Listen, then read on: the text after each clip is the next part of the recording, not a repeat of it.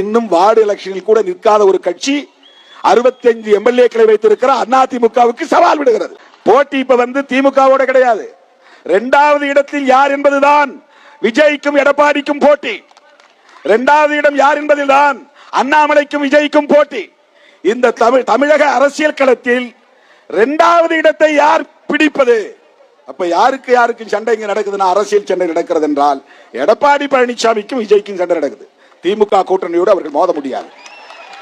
ரெண்டு பேருக்கு இடையில தான் போட்டினா, ஏற்கனவே எதிர்கட்சியாக இருக்கிற அண்ணா திமுகவுக்கு விடுக்கிற சவால் அது. நீயா நானா இரண்டாவது இடம்.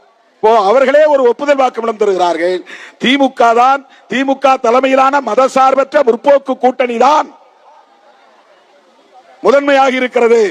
அதை எதிர்க்கிற வலு அதிமுகவுக்கு இல்லை, அதை எதிர்க்கிற வலு பாஜகவுக்கு இல்லை, அதை எதிர்க்கிற வலு எங்களுக்கு தான் இருக்கிறது என்று இன்னும் வார்டு எலெக்ஷனில் கூட நிற்காத ஒரு கட்சி 65 எம்எல்ஏக்களை வைத்திருக்கிற அதிமுகவுக்கு சவால் விடுகிறது.